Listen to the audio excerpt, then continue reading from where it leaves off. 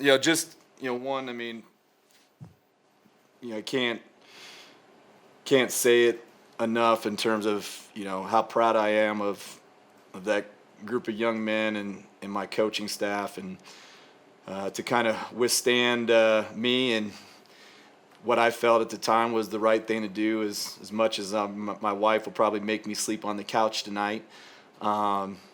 You gotta fight for your team, and now, I mean, that's a really good officiating crew, and I got a lot of respect for those guys. But at the same time, I mean, I wanted it to be known that it was I was my guys needed to know that I was going to fight for them, and I was proud for them to give me the hard hat at the end of the game. Wasn't expecting that, but our guys knew tonight. I mean, we were playing for someone that who's the toughest cowboy of them all, and that's a young man by the name of Henry Dolan, who before I got here 2 years ago, he was diagnosed with a really bad leukemia, cancer, and he came over here and signed with the Cowboys, and Coach Edwards and the team did a tremendous job with him, and he's just an honorary member of the team, and he's a guy. He's a young man who epitomizes what real cowboy toughness is. And I got a video from his mom this morning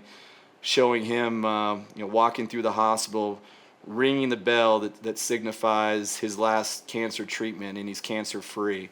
And so 3 years later, he's cancer free, and I showed the video to our guys before the game, about 30 minutes, and said, guys, this is, we can make a lot of excuses. We've played 5 games in 12 days. How tough are we? Because this is what toughness is right here. I mean, this is, basketball is basketball, but in life, when you have what he faced, and to be able to face that every day when you're 8, 9, 10, 11 years old, that's what true cowboy toughness is. And our guys, they wanted to win this game tonight for him, and they were saying his name after every huddle. They knew Henry was with us, and tomorrow I'll make my way over to Burns Elementary School at some point to present him the game ball and the hard hat, because he's the toughest cowboy of them all, and if we can continue to kind of walk in his footstep and his shadows, we'll continue to do good things. That's last year, this happened against New Mexico, and you went and watched the game next door at the hockey rink. Where'd you watch today's game, and how hard is that to watch? Yeah, it's really hard now. I mean, more so the text messages from my wife chastising me.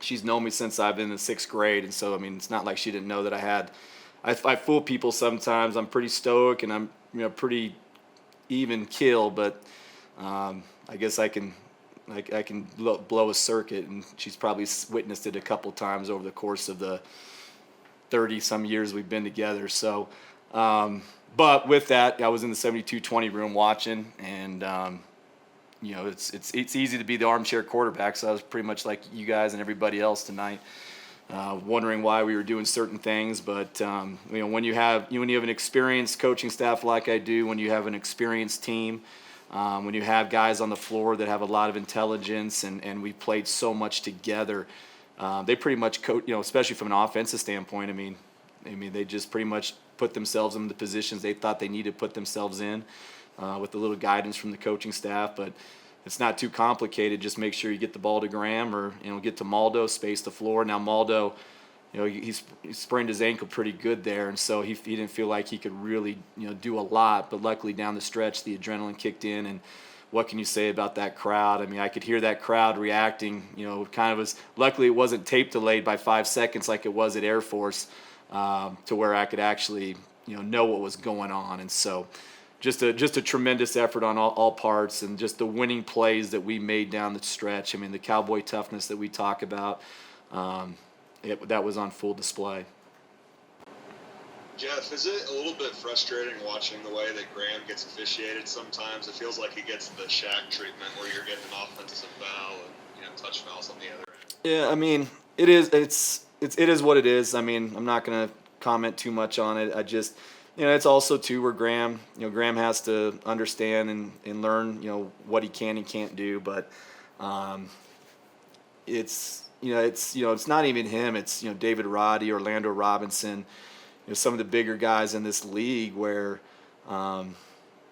And it's hard, and the officials have a hard job, man. I mean, it's hard. I mean, in terms of trying to decipher some of these rules and the in between, and that was an all-star crew that we had, and it just happened not to go the way, and I didn't agree with those two calls early, that early on, but it's not a good thing. Getting ejected, let me re-emphasize, is not a good thing, and so I promise not to do it again. So at least I can get in the house tonight. Graham did so much to win this game, but what was kind of your thoughts on him? He had 2 good looks at threes, one late in regulation, one in overtime, and he gets the offensive board on both of those. Just his knack for making those plays. Well, I mean, that's what, first team all league, player of the year type of guys, that's what they do. I mean, they make winning plays in those moments. And, the 2 times I've gotten ejected in my college career, I mean, it's been sticking up for that guy, which he's worth sticking up for. But I'm just telling. I mean, and that's the beauty of it. And he knows, and he was going to go scratch and claw. I mean, he was going to do whatever he needed to do to win that game, and that's what he did. And that's why he's a special player. What was the difference, Jeff, between Justin Beane in the first half and Justin Beane that showed up in the second? I mean, Justin Beane's just he's a really good player. I mean, talk about toughness. I mean, he's got a lot of toughness, and they're a hard guard. I mean, they just really space the floor. I mean, their ball movement, player movement. They've gotten a lot better offensively over the course of the last couple of weeks. And first half, I mean, we those guys, Coach DeWeese at halftime, let those guys know that, I mean, you got no chance to win if you're going to let them shoot 60% again. And for us to actually be down 4 at a half, I thought was, that was actually a win. The way that kind of evolved, Graham being on the bench for 16 minutes, Maldo playing on one leg and just kind of being disorganized a little bit. And a lot of that happened. I mean, that's my fault for putting us in that situation. But, for us to be down 4 and made a couple adjustments at halftime that made the difference in the second half and overtime.